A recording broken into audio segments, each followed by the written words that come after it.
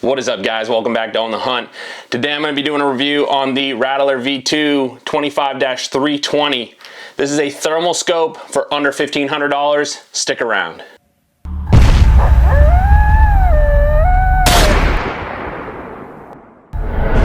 Guys, welcome back. Thanks so much for being here. If you're new to the channel and this video is helpful for you at all, please consider hitting that like and subscribe button, guys. It helps me a ton.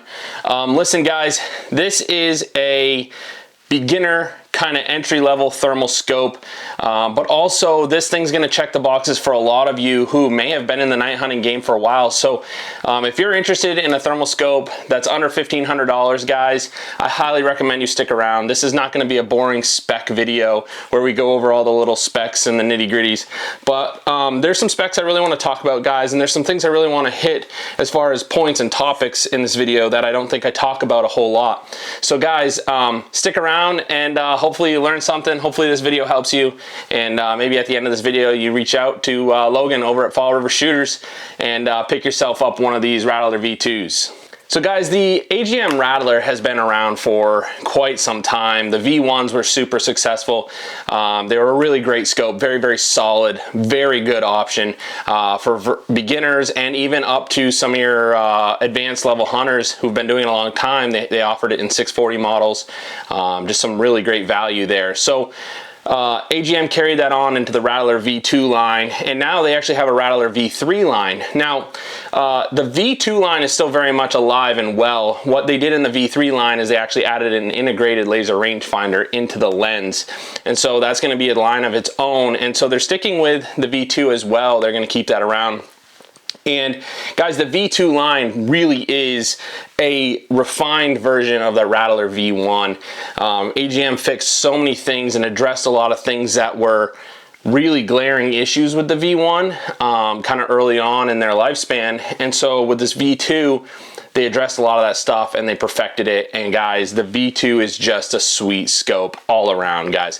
So first thing is price for this guy. I've mentioned it. It's $14.95, you guys. This is probably one of the best value, bang for your buck kind of thermal scopes on the market. I see guys post questions on Facebook a lot, like, hey, what's the best thermal scope for under $1,000? And honestly, your options in that price range are super limited. The AGM does offer these in a 256 resolution, which is really below where I ever kind of recommend going. I did just do a review on a DNT optic, which has thermal and night vision all in one scope, and that's $1,000. It's a 256 resolution thermal, which in that application where you pair it with night vision and thermal, it's very usable. If you're gonna have a standalone thermal scope, guys, $384 was really the bottom line for me of where I could realistically recommend you go, mostly because you need that identification ability, and I just feel like once you go beyond 100 yards or so with a 256, no matter what its base mag is, you really start to lose that identification ability. So AGM was very, very smart in bringing this 320 to market. So the 320 is kind of right in that sweet spot. It's between a 384, it's between a 256, and it's priced accordingly. So the V2 256 models, yeah, you can get them for around $1,000.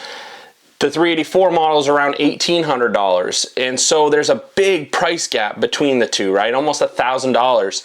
And so there's a lot of people out there that, you know, they're swinging down to that 256 because it's what they can afford, but maybe they could have afforded the $14.95. So that's where this 320 comes in, guys, and it doesn't miss the mark, okay? Noticeably better resolution than the 256. And when I say that, guys, I mean, like, I've used a lot of thermals. I can drastically tell the difference between resolutions, okay? If you put thermals in front of me, I can pretty much tell you what resolution it is.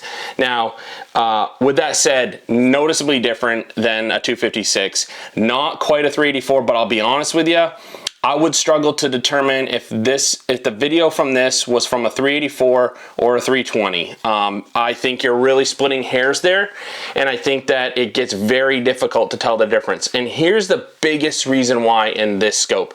This scope has a 3.5 power base magnification, which is a awesome base mag for a lower resolution scope, and the reason being is it gives you that ability to identify at longer distances, and that's what we talk about when we talk about limitations of a lower resolution thermal. So those are just some of the high level things I wanted to talk about before I kind of get into the review of this scope, you guys. I know it sounds like I'm jabbering a lot, but the reason I'm doing that is because I feel like the people looking at these scopes are gonna be kind of entry level beginner.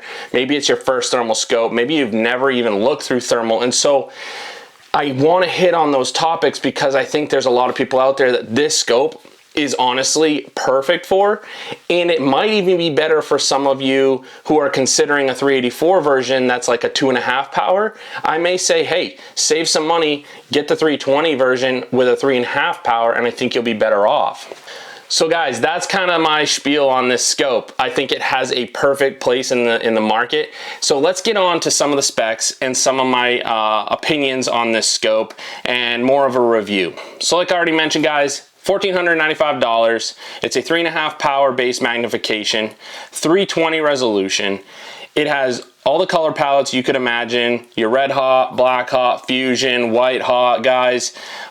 This scope features a proprietary battery, which you all know, proprietary batteries are kind of my least favorite, but if they're done well and they last a long time, and you know it's a good implementation of a proprietary battery, I'm okay with it. And AGM did just that. So on these Rattler V2s, guys, there's a battery door you drop down, a little orange button you click, and then the battery pops out. Now these are, you know, AGM's own battery pack, okay? The cool thing is they give you two with this scope. So they give you two of these proprietary batteries, and they each last 10 plus hours, okay? That is a massive amount of runtime, all right? That's like industry leading as far as I'm concerned on a single battery. The scope doesn't have any sort of internal batteries or anything like that, no dual battery system, just a single battery. And honestly, guys, it doesn't get much better. If you care about battery life, and that's a big, you know, con for you on a lot of other scopes, this one here is like, you know, top notch as far as I'm concerned. So it also has a 12 micron sensor, and it's got a sub 20 NETD rating, sub 20 millikelvin NETD rating, which is very, very good.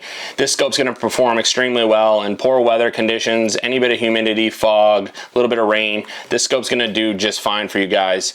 Additionally, guys, it's only a 25 millimeter front objective lens. That being, this lens up front here is only 25 millimeter. That is relatively small. And so, you know, that's where you're gonna be saving some of your costs on this scope. Those front objective lenses are really where a lot of the cost comes in on these thermal scopes. And so by only having a 25 millimeter lens, they're saving some money there, and they're passing that on to the customer. What does that mean, guys? Well, not really a whole lot. At 320 resolution, a 25 millimeter front objective lens is perfectly reasonable. It's gonna pull in just enough information to build that 320 resolution image for you. It's perfectly fine. I just mentioned that because it's part of how they're saving costs here. So one of the best things about all AGM thermals is they come standard with a American Defense Manufacturing quick disconnect mount, guys, and this 320 is no different. It has American Defense single throw lever mount.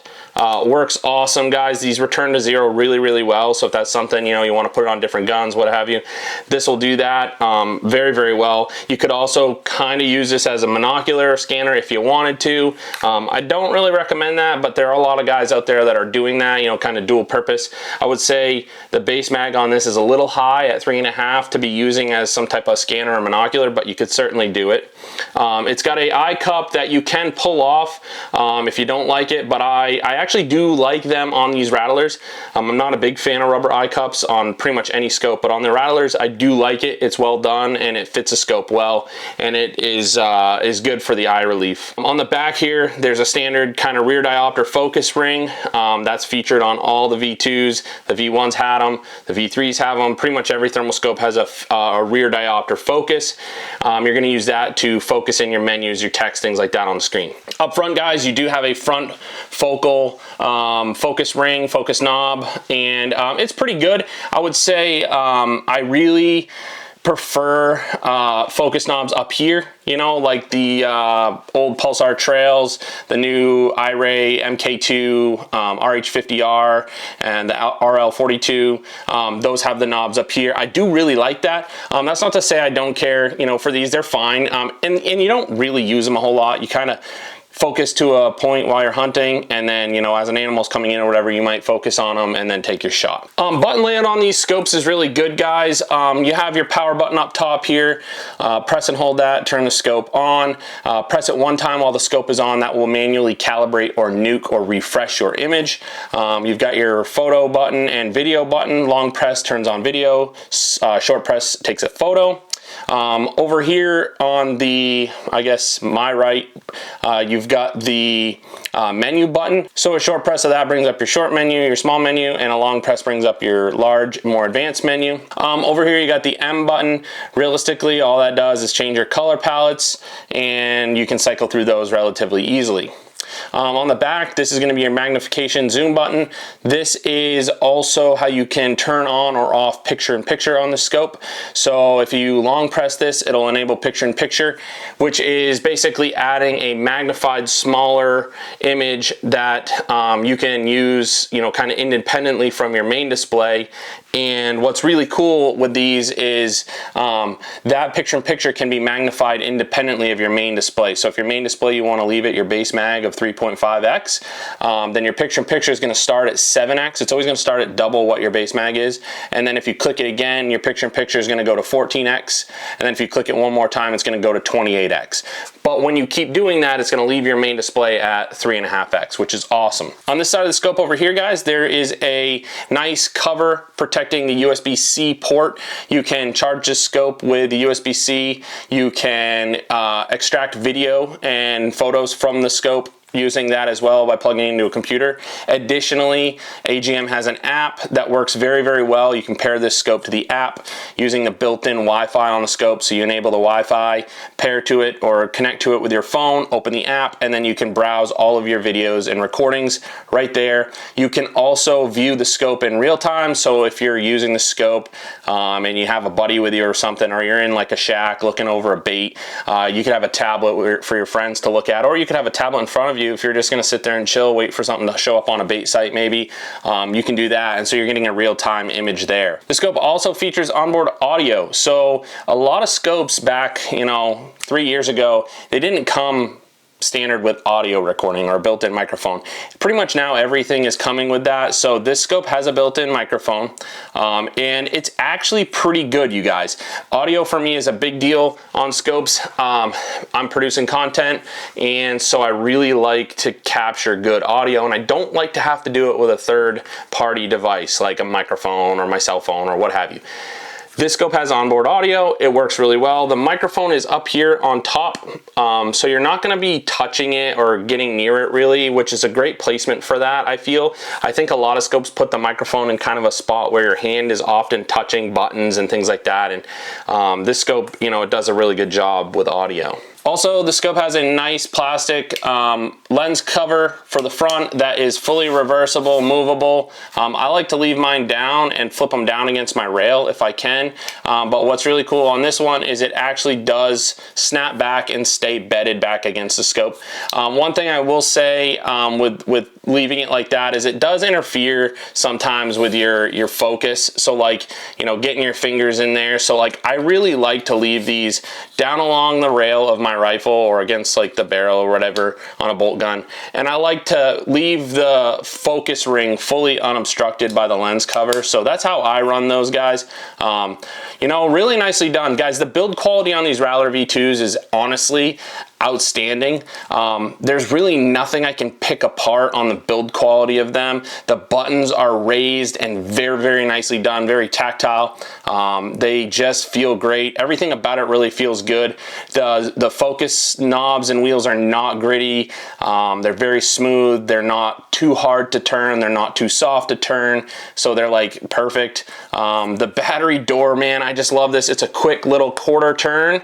It pops open. It's got a little bit of spring tension on it from the battery inside, and it pops open, and it's just a literal flick of that orange button in there, and the battery, I say that, you gotta open the door all the way, but the battery just comes right out, and it's so slick and easy. Battery swaps in the field is easy.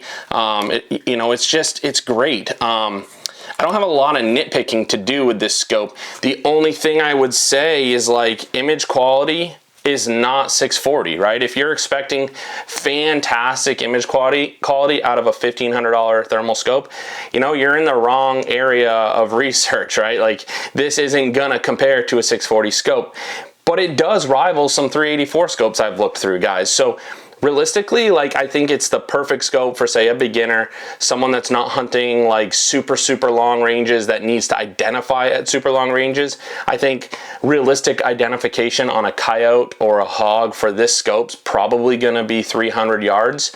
But starting at 3.5 base mag is what gets you there. Like it really is a usable, great scope. And so like it has so many use cases that like I'm actually excited to review it for you guys, because I think it does fill a need, and I think it's a great spot in this market. Before I go, guys, I'm gonna kind of go over what comes with the scope. AGM does send it with this really nice hard kind of case, hard soft case, I guess. AGM's kind of done that in the past for us, which is awesome. So this case is really nice. Open it up. They finally, and thank you AGM if you guys are watching, they finally made it so that the scope fits in the case with its mount already attached to the scope. Some of the cases before, you guys, you couldn't put the scope in the case if the mount was attached to the scope. So that's great. Thank you, AGM.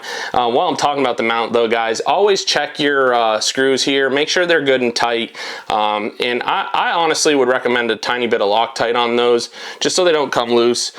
Just blue Loctite would be great. And then also in the case, you guys, you have this nice compartment up here. You unzip it, and in here is where you get your second battery already in the charging bay. I said this about another AGM product that I reviewed. It would be cool if they made a dual bay charger, just so you could throw both batteries on the same charger, get them charging both at the same time. Not a big deal, but like it would be cool if it was a dual bay. So they provide a charge bay, 2 batteries, all your cords necessary, guys, charging cord, lens cloth, different country power adapters, so if you're not in the US, if you're over in the UK or something. And then this is just a lanyard strap for the bag that it comes with, guys. Really a nice package from AGM, and a ton of value, like I mentioned before. So guys, honestly, hard to beat this scope, hard to beat the value here. If you're in the market for a thermal scope, a thermal monocular, whatever it may be, you've seen something on the channel you liked, hit up Logan over at Fall River Shooters, you guys. I'll drop a link down in the description below to his website, phone number as well. Give him a call, let him earn your business, guys. Until next time, guys, we'll see you later.